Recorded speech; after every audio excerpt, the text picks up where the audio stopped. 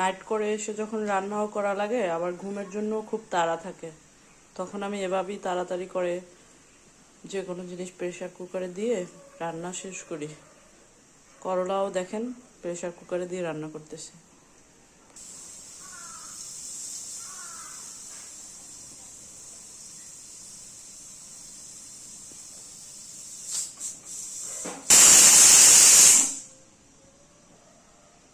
এভাবে একটা সিটি দিয়ে আমি এখন খুলে দেবো ঢাকনাটা।